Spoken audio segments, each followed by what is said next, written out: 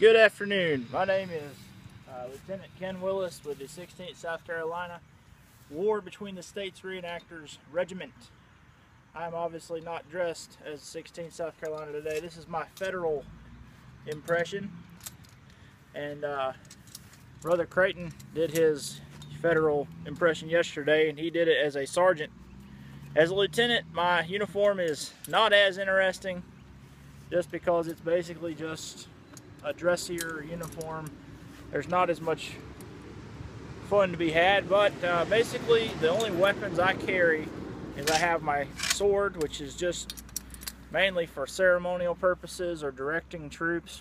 Not a whole lot of physical use goes on with this weapon here. But then over here I have my Remington 1858, which I've shown in a previous video. I actually don't have it on right now. I also carry 2 spare cylinders back here, so I can fire 18 rounds before I have to reload.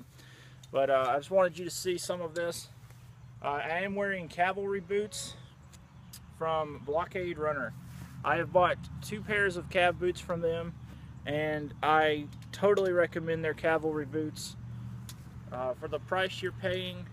And if you want something that fits your foot, you don't want to have to guess.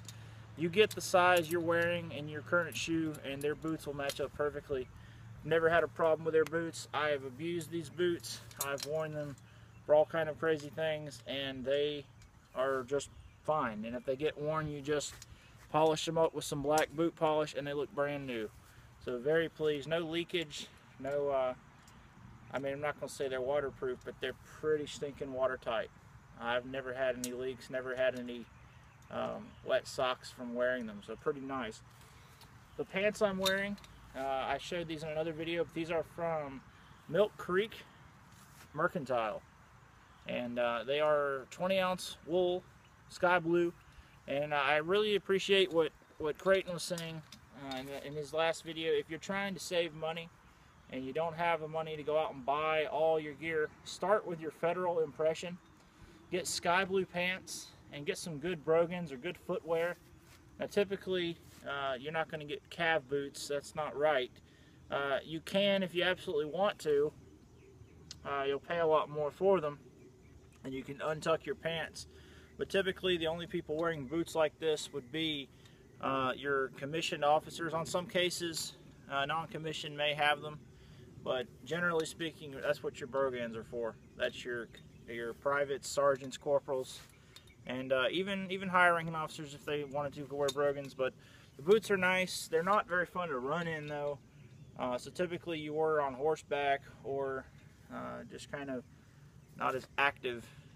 But great shoes though. They are very warm. They will sweat you out very quickly. So it's nice to wear these in winter events. During summer events, I try to wear the brogans. They do breathe a lot better than these do. So these are extremely comfortable shoes, though. I'm very pleased. So a little shout out to Blockade Runner out of Tennessee. The sword actually came, I got this at the Confederate Museum in Greenville, so I'm not sure where this really came from, but these are not hard to find. The belt buckle is actually a South Carolina belt buckle, belt plate. And yes, this is not federal issue, but my story is this was a souvenir pickup. So yeah, you know, it works. It happened. It's not regulation. It's not federal issue. Okay, so this is not technically correct by Army regulations, but in this case, you know, I'm not going to worry about it. If I see a federal plate for a deal, yeah, I would get it, but I just haven't gone out of my way to do that right at the moment. The sword belt rig I have is actually homemade. It's actually a part of several rigs that broke, and they're all combined to make one working rig. And I did this partly because the ones I bought did not fit, or the ones that was given to me was either too small, too large. So this is just a black belt that I've taken, cut, and punched holes and made it fit. There's nothing over here holding it on. But the belt is actually a issue belt for either side. It's a black issue belt. So that part is the only part that I had originally that fit me. So, and then the sword's held on by a strap, just like they would have had, going around back. And it just keeps it from getting tangled in my feet when I'm walking. It just keeps it back out of the way. And I typically will unhook this in battle, just because it's just such a, you know, but I've actually got it pretty well where it won't trip you up. But if you're running and that gets your legs, you're gonna face plant in front of everyone. Another fun thing that I have here is a George B. McClellan campaign button. This is just kind of a like an extra mile thing here. If there are a more correct replica of this, I would love to know about it. I had this custom made, so if anyone out there knows of a better one, by all means, please tell me.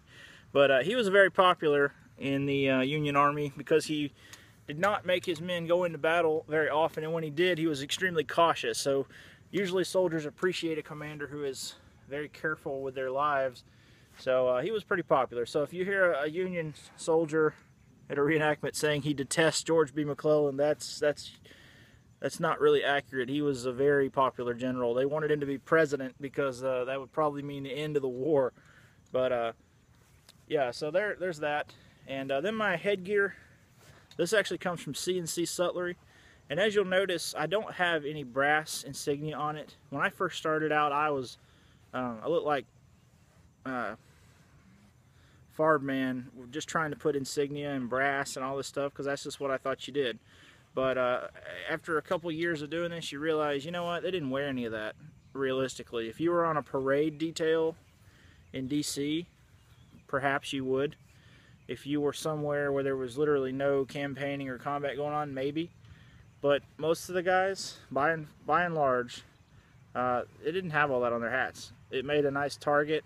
It fell off. It got lost. And plus, if you have the side pinned up, you're going to get wet on your right side. You're going to get sunburn on your right side.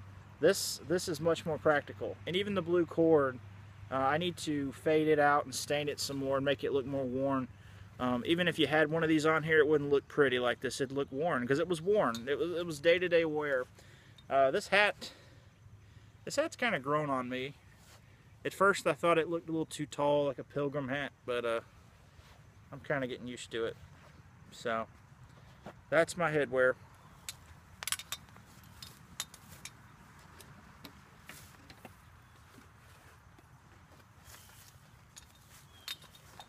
Haversack-wise, like Creighton said yesterday, I believe it was, the tarred version.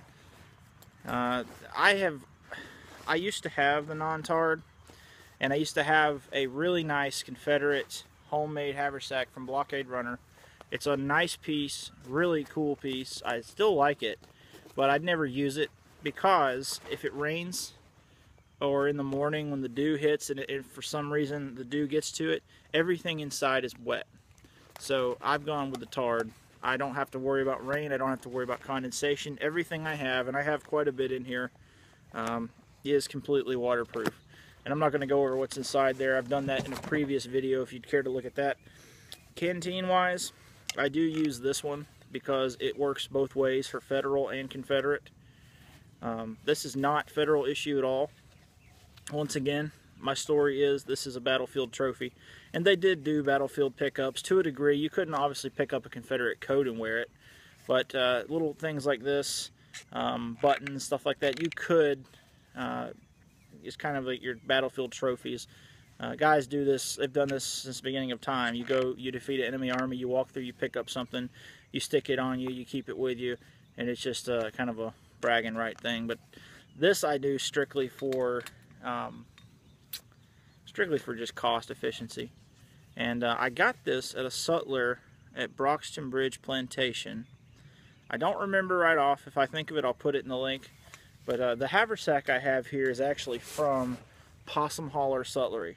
So Possum Holler Sutlery, they do very well with your basic accoutrements. If you need a cartridge box, cap box, belts, if you need something like that, they have it for a very good deal. You'll be hard pressed to find a better deal. But anyway, I am Lieutenant Willis signing off. Thank you for watching. If you enjoyed, please subscribe to our channel.